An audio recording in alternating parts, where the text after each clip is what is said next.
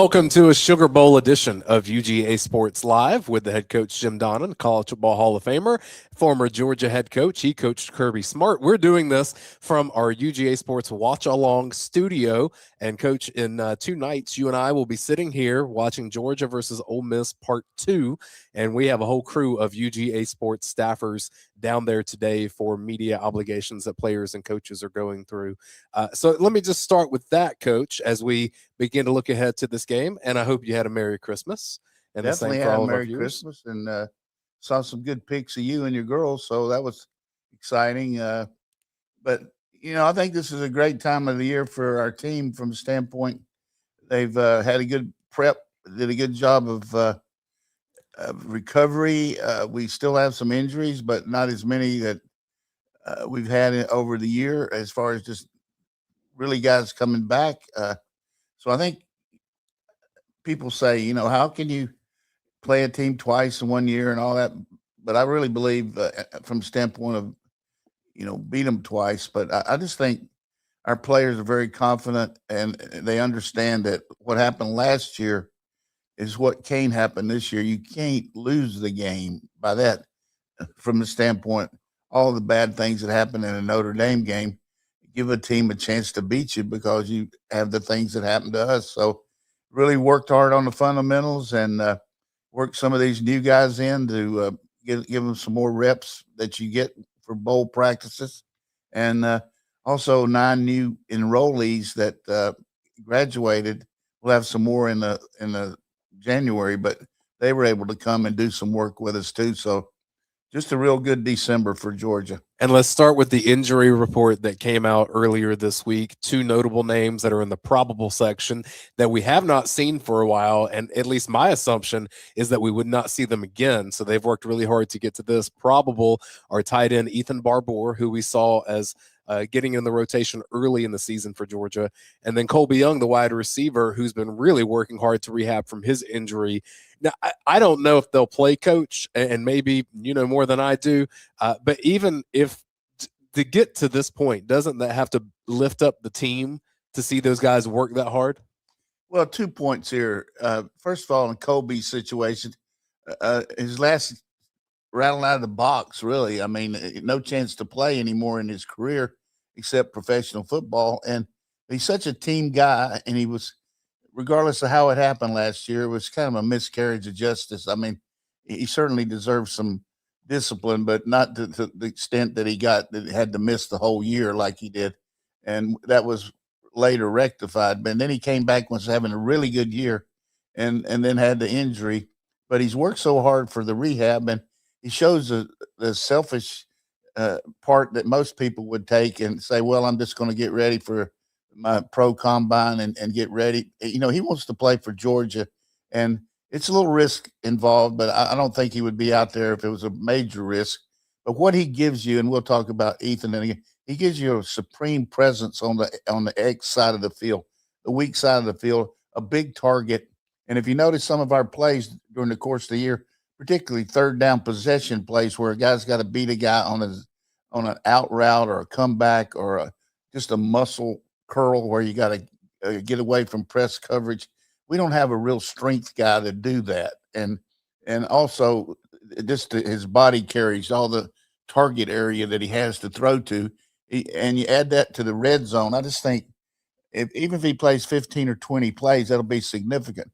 And then Ethan Barbour, just a really talented young athlete that won't lose any eligibility. But the fact that he was able to break the lineup and even get in the game early on, a lot like Williams, Elias was doing in fall camp, you had 2 really major factors of tight ends that already was pretty good situation. So where he'll help is he could give somebody a break on special teams, maybe athletically. And maybe there'll be a couple plays where they put him in to maybe be a decoy or maybe be somebody that you're not looking for when Lucky and Delp's in there and hit him, kind of like Riddell is. So just a real big plus for Georgia to have both these guys. We are brought to you by Athens Ford and Darden's Delights and Atlanta Dental Implants. We'll tell you about them throughout the show. Coach, when the team is now 2 days away from kickoff, 2.5 days. By this time in 2 days, they will be in game mode with that they're used to. The schedule this time of year is very much different than the regimented schedule, and I know they try to recreate that. But today, tomorrow, what do coaches try to do to get this team ready? Because last year, that routine that they enjoy was completely disrupted by things outside of their control.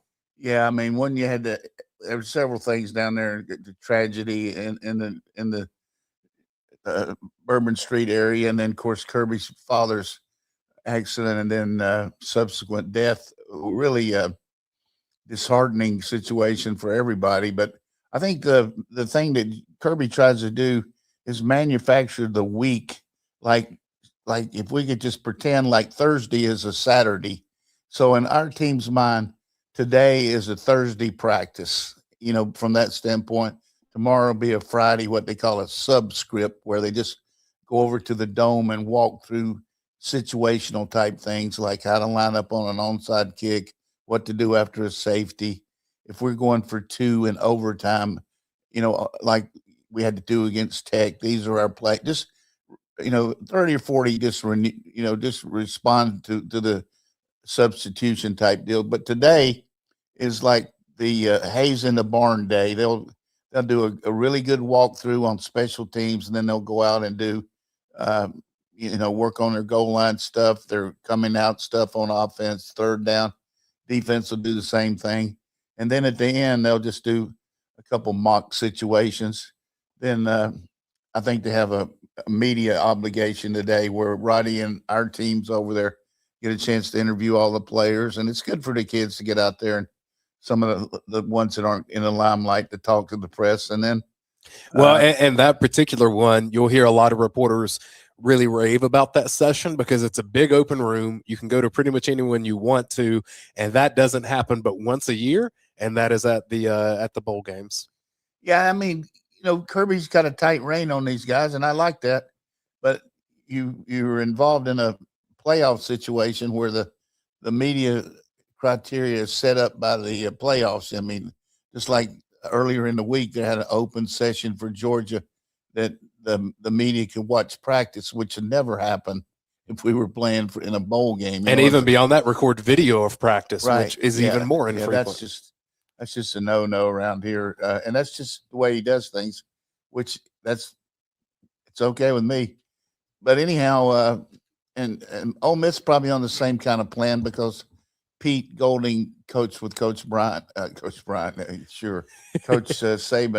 and I think that's just the way their blueprint for approaching the game will be. And it's going to be exciting to see these two teams match up against and see what they do differently to try to stop each other and attack each other. And also just how these kids react, knowing that you've kind of, like I told somebody the other day, you've already taken a final exam against these guys and you made a great grade on it. But now the teacher said, you can make a perfect grade.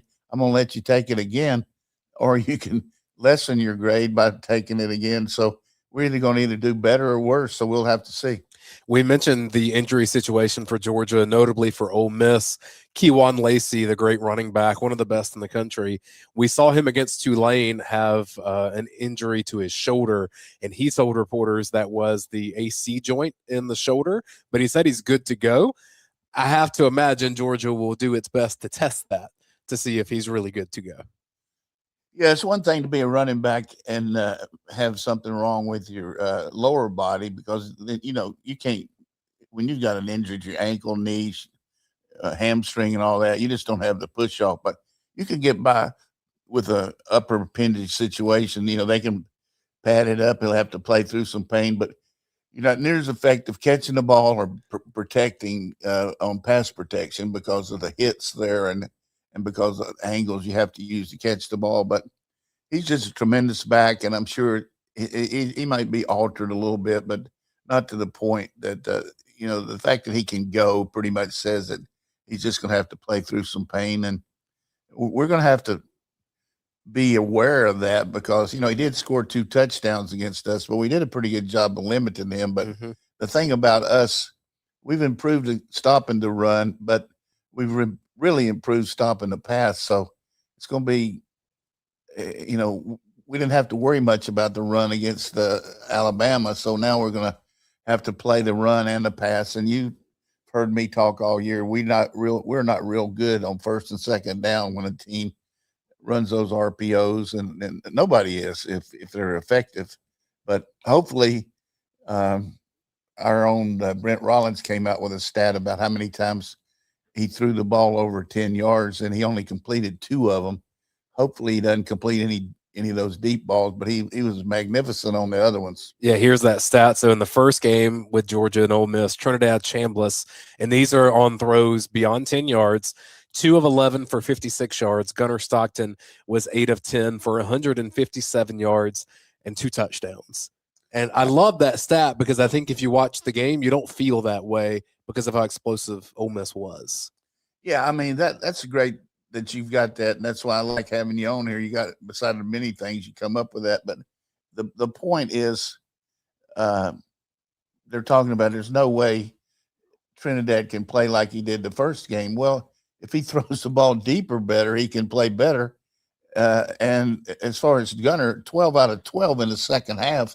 I mean, hard to beat that in a Walmart parking lot. You know what I'm saying? And now you're going to be in a Superdome. So he had a tremendous game. He counted for 5 touchdowns. And but, he really was rolling there. And then we played that little catfish game again, nothing against Charlotte, but, we didn't really do much against Charlotte. And then Tech, we were kind of in a fetal position the whole game. Really didn't do a whole lot because we lost our center and all that. But boy, he came back with a big time game, and we used him more running than we have all year against Alabama. I think counting the kneel downs and all, is like 14 times. I look for us to move the pocket a little more throughout the prospect of the next, hopefully, 3 games, to kind of focus on his ability to pressure the defense and not be in the pocket quite as much, and maybe use a little more misdirection in our running game, because that really effectively, those are the kind of runners we got with Chauncey Bowens and Frazier and those guys. So maybe we'll do that. That's what I would do. I want to talk to you more about quarterbacks because I pulled some stats from Georgia's previous 5 losses, which you have to go back a couple years for that. But first, I do want to pause for a word from our friends at Atlanta Dental Implants. Prior to having the dental implants, I was in pain, and there were like loose teeth, and it's kind of a little bit of a complex talking or smiling. Having periodontal disease and trying to find a good place like this place to get it done is very difficult. I'm looking at the website and I'm like, wow, they've got their prices like right there. Top arch replacement, bottom arch replacement, whatever you need. Highly recommend ATL Dental Implants. I'm learning to smile again, let's just say. Atlanta Dental Implants. Take care of your teeth and take care of your feet. That's what I've always heard. And so that's how you do it. And you don't want to have teeth issues headed into 2026. So chat with them and get that taken care of early.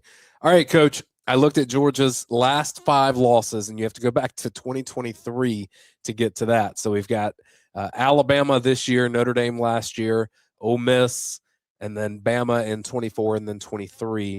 Average quarterback stats for Georgia. Here's the average stat line in those losses. So we've got 2 of these are Gunnar Stockton, and the rest are Carson Beck. 20 of 32 for 246 yards passing, 1 touchdown. It averages out to just under 1 interception, 7 carries for negative yards, and then barely a rushing touchdown, usually not. Gunnar Stockton's average stat line this year, 20 of 30, 225 yards, 2 touchdowns passing, less than half an interception. But the biggest thing with him is he's the running threat. He averages about 40 yards a game and a rushing touchdown every other game. And to me, that's the element that Georgia has not had in these games, is how do you get those easy yards with a mobile quarterback? I think this game, as much as we talk about Trinidad Chambliss, I think it comes down to, can he perform on the ground and in the air anywhere remotely close to what he did the first time, because it was probably his best game of the season. You make some really good points there, and I think the thing that we've talked to our fans about and supporters of this program all year is what he adds to our offense from a standpoint of eliminating the negative play.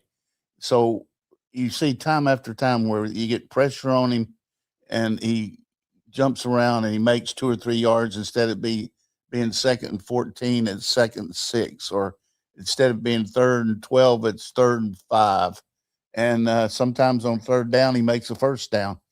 And 1st down passes, particularly, are just a nemesis for any team. If you call a shot play where you're going to fake the ball and throw deep, and then you get a 7 or 8 yard loss, hard to make a 1st down there. But if you call that shot play and then you can't get rid of it, and because they covered it, and then you run for 2 or 3 yards, then you still have a chance to make a 1st down and keep the stats, the sticks moving. We played a game at North Carolina back in 1974 against University of Pittsburgh. And we didn't punt the whole game, and they had Tony Dorsett, so it's a good thing we didn't. But we ended up winning I think 49-47 or 45. It was just an offensive shootout, kind of like this. So you're going to see some teams in this situation. Both teams may be going for it on 4th down. Use your imagination how many times we might do it, but I know Pete Golding will probably do it. But the fact we didn't punt the first game is pretty salient point in the fact that we were able to, score every time we had the ball. And that's just tremendous on the offensive standpoint. And we're lacking a little bit without Drew Bobo in there, but I do feel like our offensive line has a lot of continuity.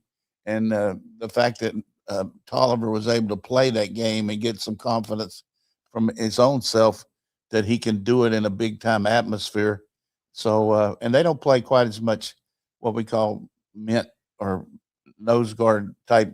There won't be somebody on his nose as much as that big guy from Alabama. So he'll be able to maybe be even more effective against this Ole Miss defense.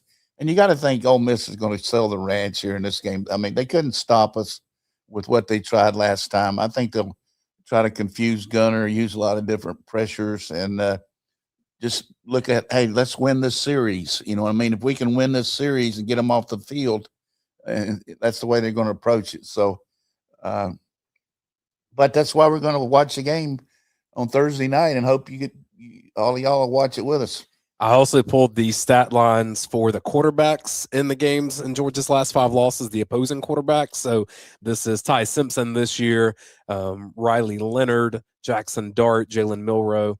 The average stat line that has beaten Georgia the last 5 times, 19 of 29, so not crazy accurate, 239 yards, so not crazy explosive in the air.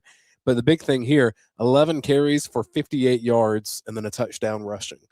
Georgia with a mobile quarterback on the other side is not as good. And I mean, I think that's the case with any defense. That's not unique to Georgia.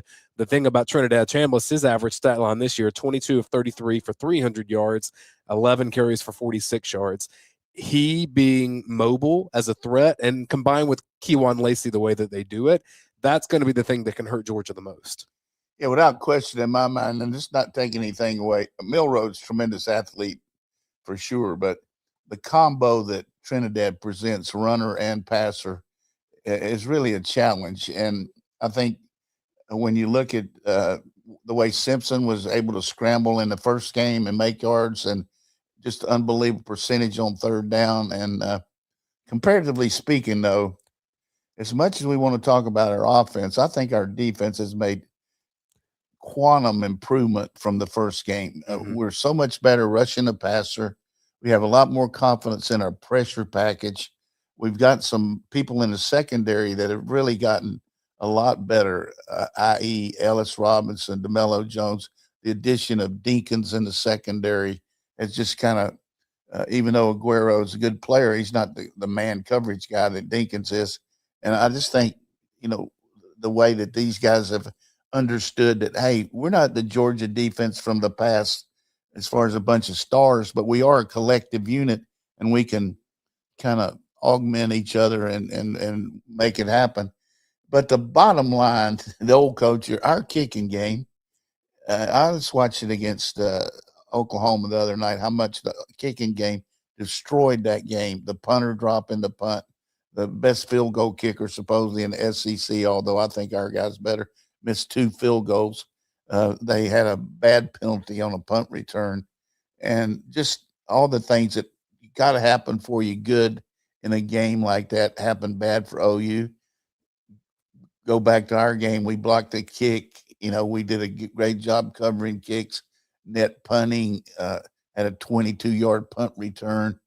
Those are things that I just feel like that we stress so much that are going to help us win the national championship. And I'm not saying we're going to win it for sure, go out on a limb and say that, but I think that addition gives us an edge on anybody we play. Well, look at how the Rams got back in the game with the Falcons last night. Blocked kick, return for a touchdown, special team score, you win. And then the Falcons had to come back down and kick the field goal at the end. So if you're not good in the kicking game, you don't win football games. Yeah, I thought about Coach fired his special teams guy after the Seattle game, and then they get in this game and block a field goal for a touchdown. So I'm sure that they feel like they made the right move there. Question from Foster Moss. Is Kyron Jones good to go? He was not listed on the injury report. I think that's kind of a situation where there hadn't been a lot of information coming out of him. I think they made a move early in the year that he had either some kind of minor surgery or something on his hand, and I just don't know if they count him as part of being on the team, that they would have to list him as being available or not. He certainly hasn't played since then. It would be a big plus if we could have him, particularly from a depth perspective there in the secondary. But I wish I could answer that. I'll try to figure it out between now and we can ask Roddy to check when he's down there today. You can ask him. But I think he's probably not somebody you would have to list. Maybe you have to list even if they're out. But he's definitely would be a good plus for us to have.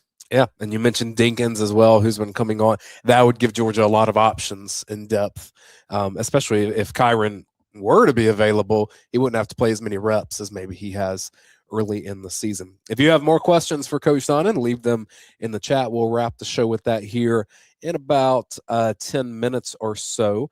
I do want to pause and thank our longtime sponsors of UGA Sports Live and our UGA Sports Watch Along show, and that's Athens Ford. We are at the end of the year.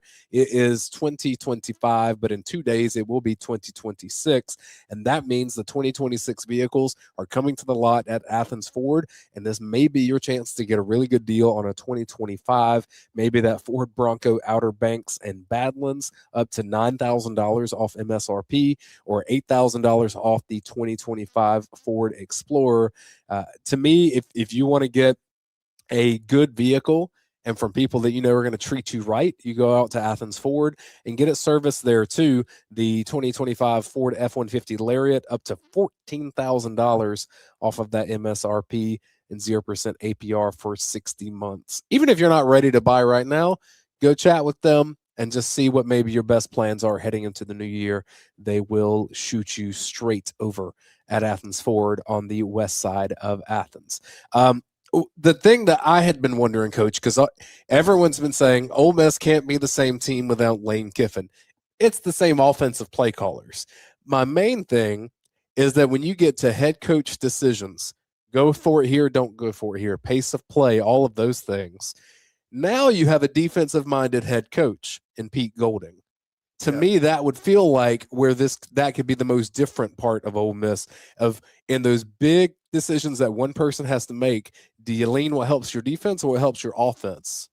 Yeah, you make a great point there, and I really hadn't thought about the defensive background that he had in making this, but I do feel like that he's got to live within his own skin and not be worried about, hey, what would Lane do? And I got to prove that I can do this. I mean, he's been a good coach for a long time and been under some really good coaches. And now he's got his opportunity. But I'm telling you, the first game and the first season and the first big game now is just different as a head coach as compared to assistant.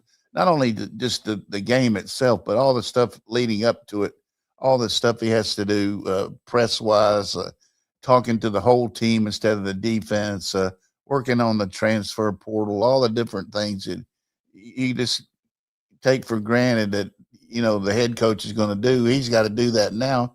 And his ability to balance that out is going to be important. But the point you made during the game, the tendency is, well, if we go for it and don't make it, I know what Georgia's capable of here on defense as trying to stop them. So I might go ahead and punt here, and make it harder on them. But we always knew that Lane just looked at it from my standpoint. I think he looked at the overall team, but man, he was big on going for it, and you couldn't get a real good bite on their stats on third down because they went for it on fourth down so much. I mean, well, they're not great on third down, but look how many times they make it on fourth. So, what you got to have against them, like we had in the fourth quarter, some drop passes, some penalties, some tip balls, whatever it might be, just get the stops. And you just can't feel futility about it either. I mean, you got to go in there with some confidence. And I think that, to me, is the difference between the team that played at Georgia 6 or 7 weeks ago and now. And that would be, we were really not very confident defensively. I mean, we were, man, look, find some way to stop them just once, whereas now we're more on attack mode, don't you think? Yeah, especially on the front. Now, I will say, what happens with Gabe Harris not being in there, because he had probably, in my view, become Georgia's most explosive pass rusher. At least, I don't know, most consistent, but it seemed like if Georgia was going to get a sack, he was going to be somewhere around it. How do you replace that production with him? Well, he was starting to, like you said, he was starting to make it, get a lot more confident, and he was using more moves and all. But I think we can use maybe Williams, move him out there and put in that Jaguar package. And the only thing about that, you give away what you're in when he goes in, and whereas if you got your regular people, your nickel defense, then you can disguise things a little more. But overall, the one thing that helps your defense too, and helps Ole Miss defense too, is been able to practice against our offense all this time to get ready for the game. I mean, the speed of the game isn't going to be anything you have to catch up with down there because you've gone against a really good team in practice. So it's just a big time matchup. I mean, two really good teams that I think the edge for us is we can run the ball maybe a little more soundly. It's not just based on RPOs, even though their back's great. And our kicking game is just, I mean, nothing wrong with theirs. Ours is just out of sight. Well, and typically these neutral site games, I think Georgia fans always show up and have a big advantage and buy up a lot of the tickets.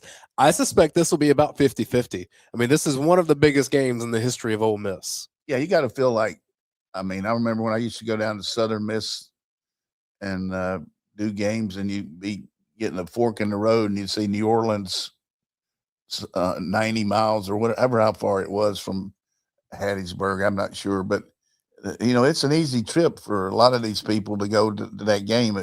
Certainly, you look at it as a lifetime experience going to a bowl game like the Sugar Bowl, but now it's a playoff game on top of that. So there'll be a lot of people there for Ole Miss, but I know Georgia's people show up too. Yep, they certainly will. And let's get to some questions here from UGASports.com. And then what we'll do, Coach, is I'll wrap the show with just some quick hitters around college football, because while all of this is happening, we've got Clemson changing coordinators. Chip Kelly's back in college football, so we'll get to all of that. Yeah, we got to talk about Darden's delight too. We do. And but let's get to some questions from UGAsports.com first. This is from Parkus. Says, Coach, at what point in the second half, when you have a lead, do you start to focus on shortening the game in the way that Kirby is famous for doing? Is there a certain number of points ahead, or is it just the other team's inability to do something when you have to make that decision? Good question, particularly in the playoffs. And I think you got to look at, if you feel like you're comfortably in hand, not only shortening the game, but subbing, because we got to play next week and we got to play with our full complement of players, and to have somebody in there and get hurt in that situation is just not very smart by any of us. So you saw that with Dan Lanning last week. We saw James Madison getting some easy scores against some, I think, third team players that were in there for Oregon, but nothing to take away from James Madison, but smart by Lanning. But I think the first part of the deal was you always feel like an explosive team like Ole Miss is capable of hitting a big play and then an onside kick and all that. But there's nothing real comfortable unless it's like, two score plus situation with like 8, 9 minutes to go. And a lot of it tends to be how the game's been played and have they been able to really sting us with a lot of big plays. So, and is your offense capable of milking the clock with some second team players in there? If not, you probably got to go on and milk it with the first team. But that's definitely something that enters your mind. But I think injuries prevention is pretty big there too, as far as what the score is. Well, and I think what is easy for a lot of people to just see as the next week. Think about the work that these football ops people have to do for the winner of this game, that your whole operation is down in New Orleans. And now you have a week to get everything set up to go to Arizona for the Fiesta Bowl. Yeah. That's a big undertaking. It really is. And that's something that the magnitude of all involved, the inside of watching our show, for instance, you live in and breathe on your ability to use in the tape, practice tape, the other team's tape. And one of the seats in first class for Georgia's trips is the processor that they put and take with them. They're not going to mess around with something down there. They take their own stuff.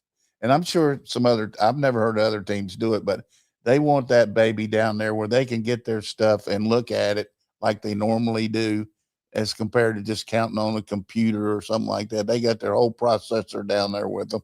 And they've already broken down all these teams that are in our bracket, that they're ready to go for Ohio State, or when they come back on the plane, they'll be working on, they already know that it's going to be Ohio State or Miami. So a lot of the guys down there, Thursday during the day that aren't affiliated with game day operations will be putting all that stuff together, the scouting report, and then the actual the operations of getting out there and everything. Kirby has sent a team to Phoenix already to go over the practice site, everything. So they're ready to go. I mean, they're not going to flip flop around and get back here and then try to get. They know exactly where they're staying. They know exactly where they're practicing. They know when they're going to leave to go out there. He's already mad because Miami's or Ohio State's got a day rest on us. So we're going to have to work that out. But tremendous organizational skills that Kirby has and the planning ahead. But that processor deal just kind of got me at like, hey, we're going to make sure we know everything. And they build a temporary office down there, take secretaries that certainly they deserve it, but they've got a temporary office and a temporary room there where they have all their tape and all. And it's just, you want to make it as natural as possible for sure. Yeah. So I suppose that one potential advantage in prepping is that by Thursday or by Wednesday night, Georgia coaches and staff that are not a part of game day ops will know if they're preparing for Ohio State or Miami and could have that ready to go as long as Georgia wins against Ole Miss. The downside is it's one less day for players to recover and get ready in comparison. And the other thing he did, which I thought was brilliant too, the people that are associated with Georgia know that our airport can't handle a larger plane, a charter plane. So, but we do have the ability when we make trips, our teams go on, which we don't take a big staff with us. We just take the football people. So they take 2 planes, offense and defense. And then, but for this trip, because of the getting back and the recovery, we've gone down there with 2 planes. So the offense and defense went yesterday out of Athens, and then all the auxiliary people, not to take away from him, but the staff, the athletic staff, the president's office, all those people, the big plane went from Atlanta, and they'll come back from New Orleans after the game on the big plane, but our players will come back and have that extra 4 or 5 hours that they wouldn't have to deal with going to Atlanta and coming back here. So another big difference. Another smart move by Kirby. Well, there you go. So we have insight into Georgia's playing situation, and I guess you saw that Ole Miss took the Patriots plane down to New Orleans because That's something that they've done with Joe Judge and the relationships that some of those got. Charlie Weiss Jr. with his dad being involved with the Patriots. Robert Kraft sent his plane to get Ole Miss down there. Well, that's nice of Robert, and he's kind of living on the fact that they're having a great year up there. I mean, Drake May, what a great year he's having. I mean, good Lord, I talked to Doug Marone on text yesterday. He's the O-line coach, just talking about Jared Wilson, what a great year he's had for him. This question from HugDog18. Coach, I hope you had a very Merry Christmas. With college football, specifically the SEC, being a billion-dollar business, why is officiating in this league so continually poor and inconsistent? Can you pay the officials more to be better? Well, it's a thankless job, and we certainly find so many times where they bundle it and not do well. And we won't have SEC officials for this game.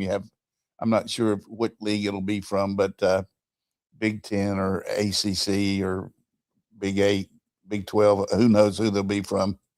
But they do a lot of scrutiny, and they coach them, and they go over the tapes, and they have observers and all. And but it's still a very trying situation for all of us, because you hate to everything come down to an official's call. That's for sure. Let's take a moment and thank our friends at Darden's Delights. So I saw my grandparents down in East Dublin, Coach, over the Christmas break, and my granny is one of the best cooks that I've ever met, but she's not wanting to cook as much anymore because she doesn't want to clean as much anymore after the cooking, and I get all of that. So I thought about trying to get her some of Darden's Delights pies, something very easy that she can throw in the oven, and especially if they want the sweet stuff. But the savory pies are really good too, whether you want the cheeseburger pie, which I've had. I think you had one of those here as well. Great. And then just a poppy seed chicken, if that's where you want to go.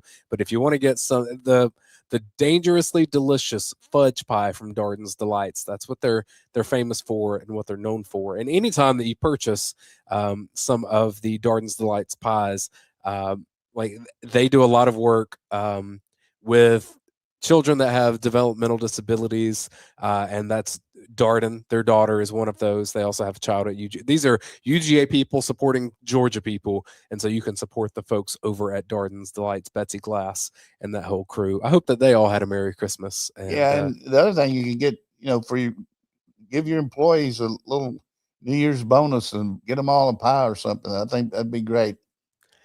Question from Omari Carmichael. Let's see. You had that one question you were going to ask me about my first year. Oh, yeah. Let's get to that. It's DVD Dog.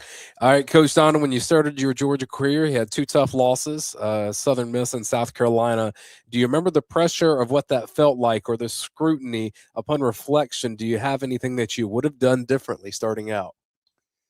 One of the things that you have as a coach, regardless of where you are, you've got the pressure on you every day to perform, and not anymore because we lost. But I will say this, which I've said publicly, and I'll say it to the Bulldog Nation here. I did a terrible job of getting to know my team the first year.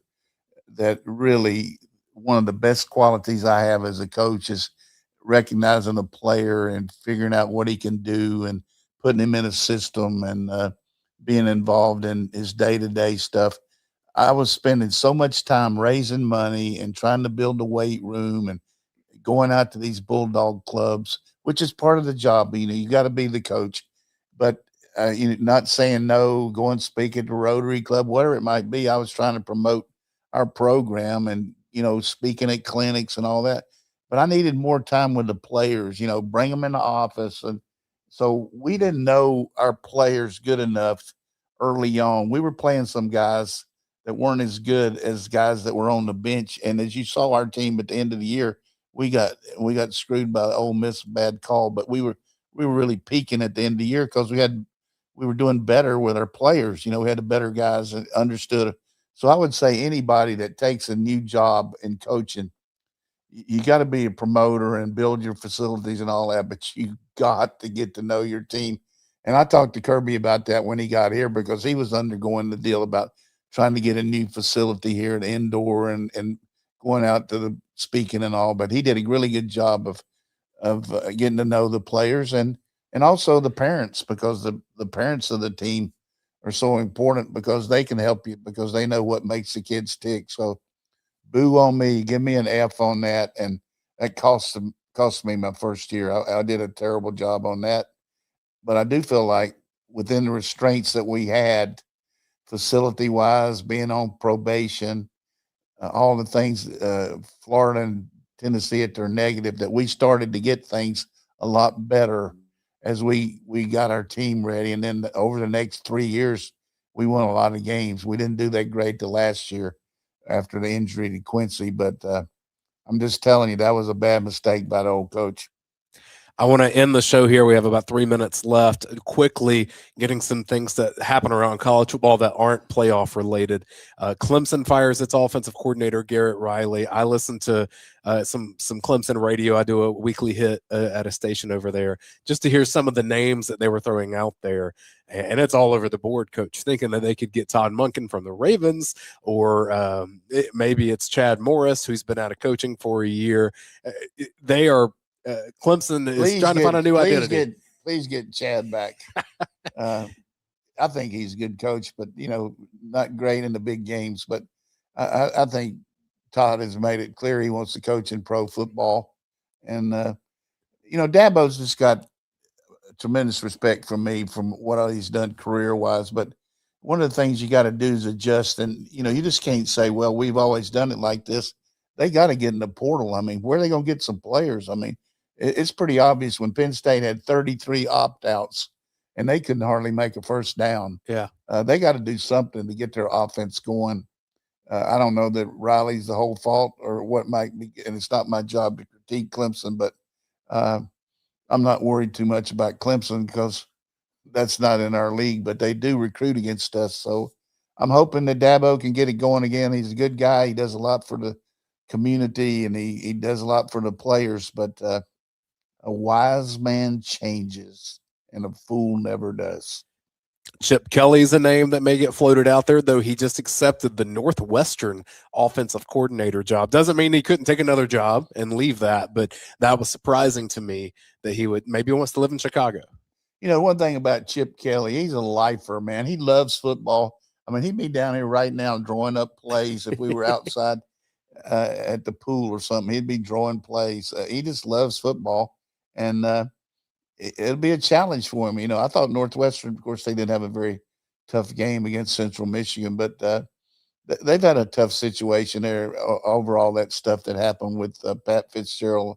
I'm glad he was exonerated. Really good guy, but I don't know what the answer is for going forward for Clemson, but we'll see. And then South Carolina's brought in the Browse, who was at TCU and Arkansas before that, and runs a very simple spread attack. But we'll see how they're able to function here with that kind of change. And if I would have told you 2 years ago, Michigan wins the national championship, but in 2 years their head coach will be Kyle Whittingham, you wouldn't have believed me. Yeah, I wouldn't really. Kyle Whittingham is a tremendous guy. I mean, besides being a good, solid coach, just reminds you a lot of Irk Russell type. Just old ball coach. I don't know. He has quite the fire nobody did that Irk did, but nobody does that Irk did. But he's just. I met him when I was out at doing the Utah BYU game on national TV, the last game that Urban coached out there, and watched him coach and practice. He was a defensive coordinator, and then did a couple of his bowl games when I was at ESPN. Just a very solid coach. And at this situation at Michigan with all the upheaval and everything, I just think he gives a tremendous amount of stability. I really don't know that he has any clue what he's getting into with, where he's always lived in Utah, went to BYU, coached at Utah. It's going to be a different ball game going against the people he's got to recruit against, but he's definitely got the resources there at Michigan. I mean, they got all the things and the facilities. It's one of the jobs in the country, no question about it. And 66 years old, I mean, he's going to do it. But I will say this about football. I'm almost 81 years old, and I miss it every day. Going out there, getting between the stripes, coaching ball, teaching it, getting a game plan. I enjoyed the recruiting. I enjoyed everything about it. And contrary to what some people say, I did enjoy meeting the Georgia people and all. I just wasn't very patient with some people that asked me some stupid questions. I should have done better, but I would say the most of you that know me know that I'm pretty genuine, and I did enjoy being around them. That's a misnomer about me. That's all I'm going to talk about.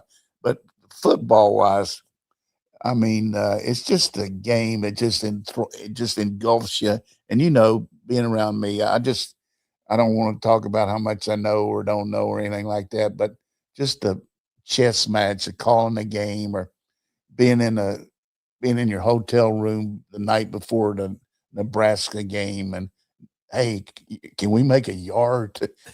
Thinking about that, or riding on the bus to the Georgia Florida game and going across that bridge, or just those little things. And then the best thing though is being in a locker room after a big win, whether it's national championship or beating your rival, or just the be totally engulfed with the emotion of everybody's laid it out on the line. And y'all, excuse me for getting too involved there, but that's just the way it is about football. If it's part of you, it's hard to get get out of your system. So I just, and that's part of the reason I do this. Hopefully, share some ideas and some thoughts about what's going on. And I'm just a big Kirby and Mike Bobo and all those guys that played for me, and I'm just so happy. And I'm happy for Will Muschamp too. That even though he's going to Texas, because he's that same kind of guy. He loves the thrill of competing.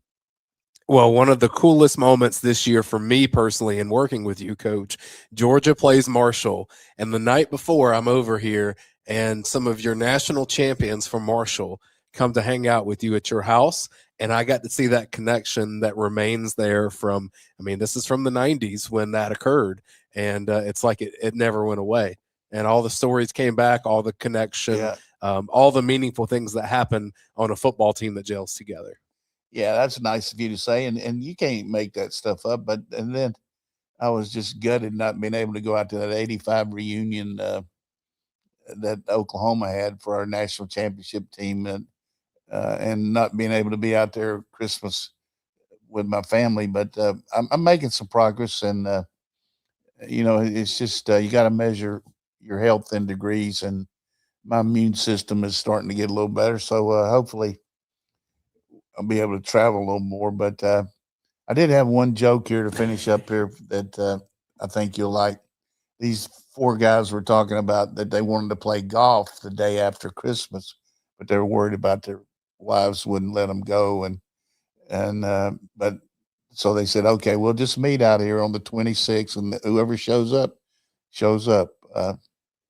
So they get out there, and all four of them are there, and they said, God, this is unbelievable. He said, what happened with you? He said, well, I told my wife if she let me play golf, we'd go on a cruise. And she said, okay. And the second one said, well, I told my wife that I was going to get her a new car. And she said, okay, you can play. And the third one said, well, I told my wife that she wanted to do that spa treatment over there at the Athens spa. And she said, okay, you can go. And looked at the other guy and he said, how about you? He said, well, I woke up this morning and looked at my wife, and I said, intercourse or golf course? He said, here's your hat. Here's your hat. All right, we'll see if we're in a joking mood in 2 days when Georgia plays Ole Miss in the Sugar Bowl. Coach and I will be here for the UGASports Watch Along show. Beyond Creative in the chat says, my day is complete now, with a Donnan joke. Yeah, and that was a good one from my standpoint. But also want to give my man Dane credit here, putting all this together. He does it flawlessly all the time, but he came up with the idea that we'd do this one down here. But a lot of good prep, and you see the magnitude without Roddy on here, how much that Dane actually knows, and of course it's Roddy's show, and it should be. But I really am excited about the fans getting to see Dane, and not just being back there running the computers, because you do a really good job, and do a good job of coming up with the stats and doing all that stuff, and just fortunate to have you. And he does so much for me in my personal life too. So appreciate you, Dane. I appreciate you too, Coach. And my final shout out, I mentioned my Granny Young. Today is my Granny Carter's birthday down in Cary, Georgia, outside of Cochran. So that's a Marius Mims territory a little I didn't bit. know they had a Cary, Georgia. I know they had a Cary, North Carolina. Well, it's kind of pronounced Cary, you know. How you, C-A-R-Y? C-A-R-Y, but they kind of say Cary down there. Yeah. It's in between Cochran and Warner Robins down in that area. Yeah, that joke that NC State back in the days, this kid was trying to get eligible, and the coach said, "Look, you got to get him. We got to play North Carolina this week. You got to get him eligible." And he said, "Okay." He said, "Bring him in here." And he said, "Okay, Charlie." So I'm gonna give you one test question here on geography. What is the state capital of North Carolina? And the kid's thinking, and he's thinking. He said, "I think it's Cary."